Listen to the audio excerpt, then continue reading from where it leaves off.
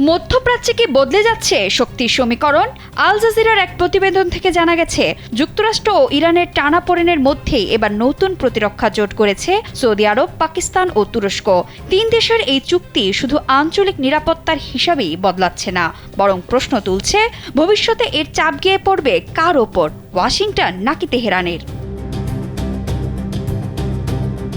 গেল শুক্রবার মক্কায় প্রতিরক্ষা চুক্তিতে সই করে তিন দেশ। চুক্তি অনুযায়ী তিন দেশের যে কোনো একটির ওপর বাইরের কোনো সশস্ত্র হামলা হলে সেটিকে তিন দেশের ওপর হামলা হিসেবেই বিবেচনা করা হবে। তবে সৌদি আরব, পাকিস্তান ও তুরস্ক স্পষ্ট করেছে এই চুক্তি কোনো নির্দিষ্ট দেশের বিরুদ্ধে নয় এবং বিশেষ করে ইরানকে লক্ষ্য করে এটি করা হয়নি।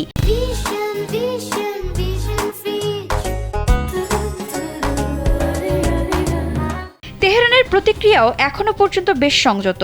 ইরানের পররাষ্ট্রমন্ত্রী আব্বাস আরাকচি সরাসরি চুক্তির কথা উল্লেখ না করে মুসলিম দেশগুলোর ঐক্যের ওপর জোর দিয়েছেন। তার বার্তা, বাইরের শক্তির উপর নির্ভর না করে আঞ্চলিক দেশগুলোকেই নিজেদের নিরাপত্তা নিশ্চিত করতে হবে। তবে দীর্ঘমেয়াদে এই জোট নিয়ে ইরানের কিছুটা উদ্বেগ রয়েছে। বিশ্লেষকদের মতে, জোটটি শক্তিশালী হলে সৌদি আরবের প্রতিরোধ ক্ষমতা বাড়তে পারে।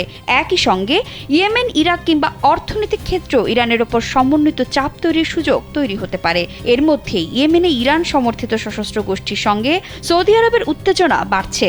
সশস্ত্র গোষ্ঠীটি সৌদি আরামকোর ডিজান শোধনাগারে ড্রোন হামলার দাবি করছে। এদিকে এই জোটকে এখনই সরাসরি হুমকি হিসেবে দেখছে না তেহরান, কারণ পাকিস্তান ও তুরস্কের সঙ্গে ইরানের সম্পর্ক এখনও তুলনামূলকভাবে ভালো। বরং ইরানের কর্মকর্তাদের কেউ কেউ মনে করছেন এই জোট মধ্যপ্রাচ্যে যুক্তরাষ্ট্রের দীর্ঘদিনের নিরাপত্তা প্রভাব কমে আসারও ইঙ্গিত দিচ্ছে। তবে ইরানের কট্টরপন্থী রাজনীতিকদের মধ্যে উদ্বেগ রয়েছে। তাদের আশঙ্কা, ভবিষ্যতে এই জোট তেহরান সমর্থিত সশস্ত্র গোষ্ঠীগুলোর বিরুদ্ধে ব্যবহার করা হতে পারে।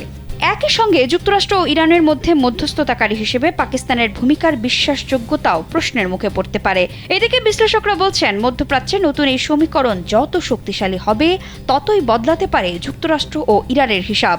শেষ পর্যন্ত এই জোট কার ওপর কতটা চাপ তৈরি করবে সেটিই এখন সবচেয়ে বড় প্রশ্ন।